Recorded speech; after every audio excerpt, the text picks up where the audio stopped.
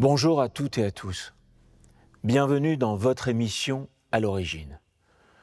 Aujourd'hui, j'ai le plaisir de vous parler de deux immenses figures qui ont consacré leur vie à la préservation et à la transmission de la mémoire de la Shoah, mais aussi à la lutte contre l'antisémitisme. Serge Klarsfeld, président avec son épouse Béate de l'association Fils et filles déportés juifs de France, qu'ils ont créée en 1979, et Claude Bucherberg, qui anime depuis 1981 l'émission de radio Mémoire et Vigilance et qui a permis la constitution d'archives sonores exceptionnelles. Bonjour Claude. Bonjour Steve. Merci d'être là, je suis ravi de vous recevoir. C'est un plaisir. Aujourd'hui, à l'occasion de la parution de votre livre, à vous et à Serge Klarsfeld, le mémorial de nos militants disparus. Quand on regarde vos parcours, on pourrait le résumer en 3 mots, il me semble: vérité, fidélité et devoir. Est-ce que ces 3 mots vous conviennent ? Ah, mais ces 3 mots conviennent parfaitement, mais je crois qu'il faut mettre toute la lumière sur Serge Klarsfeld. Parce que, en parlant du mémorial de nos militants disparus, 1977-2023, il faut dire que c'est sa conception. C'est lui qui a tout prévu, c'est lui qui a tout conçu. Et je dois dire que ça a été même une surprise pour moi, parce que ça se passait avant l'été. Et puis quand je suis rentré, donc après l'été, il m'a dit, voilà, il y a cet ouvrage. Et à l'intérieur de cet ouvrage, vraiment, c'est quelque chose de poignant, parce qu'il y a 400 militants de la mémoire qui sont, pour beaucoup, des êtres anonymes. Et aujourd'hui, eh bien, leur mémoire est reconstituée. Parce que le souci des Klarsfeld, c'est un souci éthique avant tout. C'est un travail évidemment sur la mémoire, mais c'est un travail éthique. Pourquoi ? Parce que, comme tu le sais, en réalité, il a restitué, je dirais, un visage pratiquement pour chaque déporté juif de France, et surtout pour les enfants. Il ne faut pas oublier 11 400 enfants juifs déportés de France, pour lesquels il y a aussi un mémorial où on en est pratiquement à plus de la moitié maintenant des enfants qui sont aujourd'hui restitués, rendus à la vie.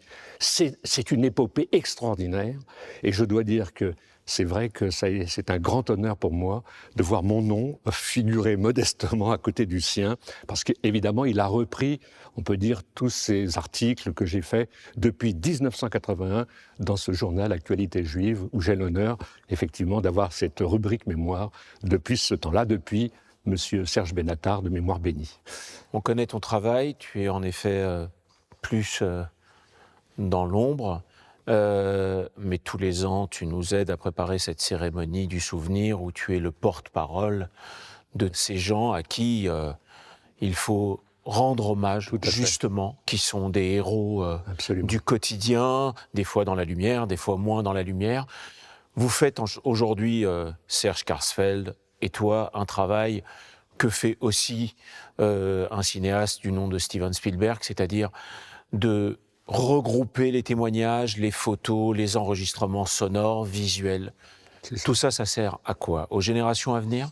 Alors ça sert aux générations à venir, ça fait un patrimoine extraordinaire. Je voudrais rappeler que dans le travail, et encore une fois, avec en filigrane cette mission éthique des Klarsfeld, eh bien évidemment, il y a l'action, bien sûr, et ô combien une action valeureuse, puisque en fait c'est une reconstitution, on peut dire, de mémoire et de justice. Il faudrait rappeler que leur combat commence dans les années 70, et puis les procès de Cologne en 79 contre les criminels nazis, et les collabos français, il ne faut pas oublier, les Touviers, le SS Barbie, bien sûr, Papon. Mais en même temps, il faut dire qu'en réalité, ce travail représente un véritable océan de publications qui sont l'honneur de ce pays et, je dirais, l'honneur de l'histoire et de la mémoire. Et donc, c'est ça l'épopée des Klarsfeld. À partir du moment où l'histoire est inscrite, où il y a une narration, en réalité, ça nous sauve dans la tradition juive, comme on le sait. Une histoire qui est écrite, c'est une histoire sauvée. Mais la post-Shoah, c'est pareil, personne n'est oublié. Cet ouvrage le prouve, Mémorial de nos militants disparus. Pourquoi ? Parce que, en réalité, tous ceux qui ont lutté, aujourd'hui, sont inscrits et, je dirais, à tout jamais, ont leur mémoire préservée. C'est ça qui est formidable. Revenons sur ce Oui. livre rempli de respect et de travail fourni pour que personne ne soit oublié. Oui. Comment on définirait les militants auxquels vous rendez hommage? Quelles étaient leurs missions? Quelles étaient leurs actions? Leur mission, c'était avant tout de rester, comme tu l'as souligné, intangiblement fidèles à la mémoire des leurs, mais aussi à l'ensemble des victimes de la Shoah. Et c'est ça qui est extraordinaire dans leur combat. C'est que je voudrais quand même rappeler une chose qui est aussi exceptionnelle. C'est que pour le 60e anniversaire de la déportation des Juifs en France, le 70e, le 75e et aujourd'hui le 80e anniversaire, nous sommes un dernier carré des fils et filles des déportés Juifs de France qui avons, avec la mémoire, je dirais, une relation charnelle. Pourquoi charnelle ? Parce qu'en réalité, à chaque départ des convois, nous rappelons, je dirais, dans la sphère publique, au niveau du mémorial de la Shoah, nous rappelons chaque nom. Et il faut savoir que pour chaque convoi, ça représente environ 1000 noms. Et chacun, je dirais, cherche à prolonger en quelque sorte la voix du disparu. Et c'est pour moi un acte de mémoire pure. Mais c'est quand même quelque chose d'exceptionnel. Je dirais, dans l'histoire de l'Europe et du monde, de voir que chaque déporté, chaque victime n'est pas oubliée aujourd'hui. C'est ça la beauté du geste. Et Claude, est-ce que vous avez voulu, à travers ce livre, préserver la mémoire de ceux qui avaient vécu, survécu? Oui, alors je pense que celui qui serait le plus à même de répondre à cette question, puisque encore une fois je voudrais rendre hommage à Serge qui lui est l'initiateur de cet ouvrage, c'est que effectivement, comme je le dis, il ne fallait rien perdre.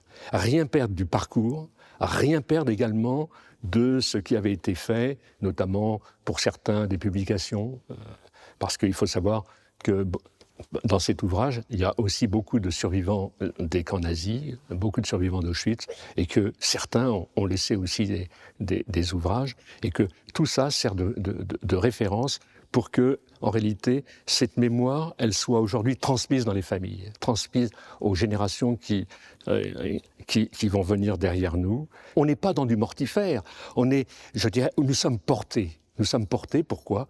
Dans le souvenir des nôtres, mais en même temps, la vie continue. Et en réalité, qu'est-ce que nous recommande le judaïsme ? Comme tu le sais très bien, comme tu le célèbres toi chaque année ici dans cette maison, à l'occasion de la célébration des déportés, c'est qu'il faut aller vers le Chaim, il faut aller vers la célébration de la vie.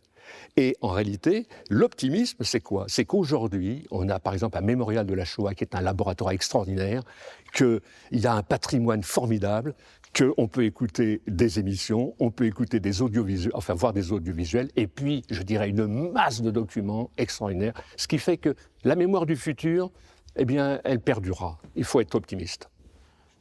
Je sais qu'il n'y a pas longtemps, tu as fait avec les déportés orphelins Oui. un voyage en Israël, donc Oui. quelques mois après le 7 octobre. Oui.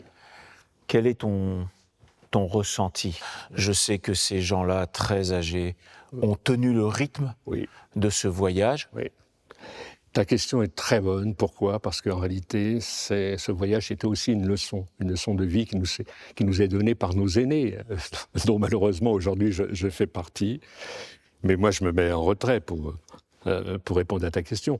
C'est que, en fait, nous sommes allés à la rencontre du peuple israélien, du peuple juif en Israël, après ce qui s'est passé, qui représente pour moi une seconde césure dans l'histoire humaine. Il y a la Shoah, et puis ce qui s'est passé le 7 octobre, qui est indicible, quoi. On n'a pas de mots. On a été, mais véritablement, pour les orphelins de la Shoah que nous sommes, c'était à nouveau un traumatisme qui surgissait au fond de notre âme.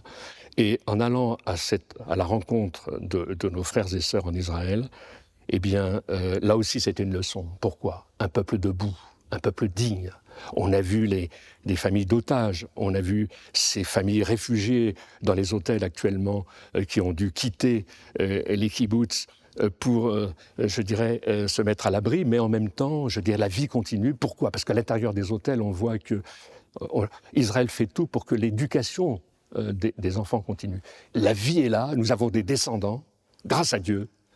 Et je dirais, le judaïsme continue, et continuera, de toute éternité. De toute éternité. C'est sûr.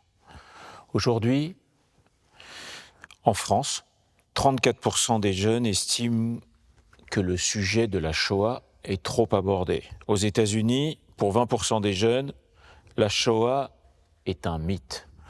Ces chiffres importants, ça t'inspire quoi ? Ça m'inspire, je dirais, évidemment du dégoût de voir qu'en réalité, je parlais de la plus grande césure de l'histoire humaine, la Shoah, et puis ce qui vient de se passer le 7 octobre, devrait inspirer, je dirais, les nations, devrait inspirer les jeunes générations. Bon, mais je dirais, il faut passer outre pour continuer inlassablement. Je dirais, c'est notre dignité, c'est notre mission. Tu as employé ce mot de mission tout à l'heure. C'est exactement ça. La mission, je dirais pas juive, la mission humaine, éthique, avant tout éthique. Ne jamais se décourager. Voilà, c'est tout ce que je peux dire. Claude, tu as échappé à la déportation. Ton papa a été déporté, il n'est jamais revenu. Oui. Est-ce que ce combat t'a aussi permis de dépasser ce traumatisme et une certaine forme de culpabilité ?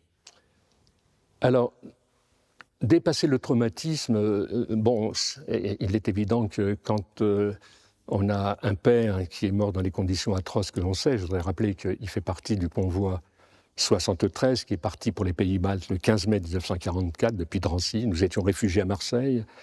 Comme tu l'as rappelé, nous avons échappé de très très peu avec ma mère et ma petite sœur, plus jeune que moi de 2 ans, à la tragédie. Bon, nous avons été sauvés, notamment par un résistant envoyé par mon oncle, qui nous a sauvés d'un barrage de la Gestapo, et j'en passe.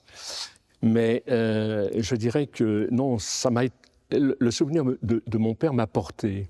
Mais encore une fois, le lien a été fait par l'intermédiaire de Serge. Pourquoi ? Parce que, comme beaucoup de mes compagnons, fils et filles des déportés juifs de France, frères et sœurs, je découvre l'itinéraire de mon père en 1978, lors du mémorial de la déportation des Juifs de France.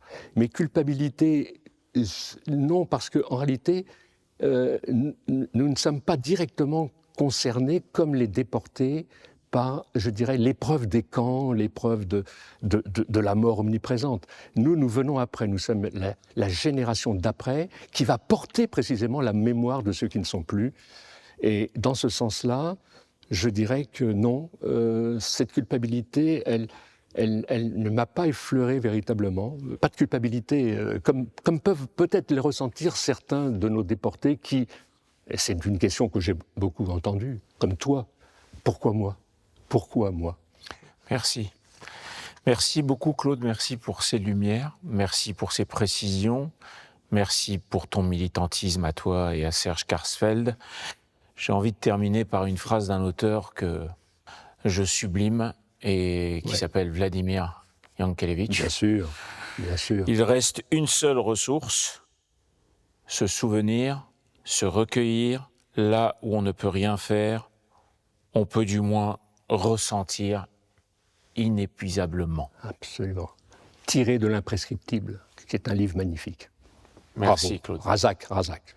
Merci à vous de nous avoir suivis. Je vous souhaite un bon dimanche, une bonne semaine. À très bientôt pour découvrir ensemble de nouveaux horizons.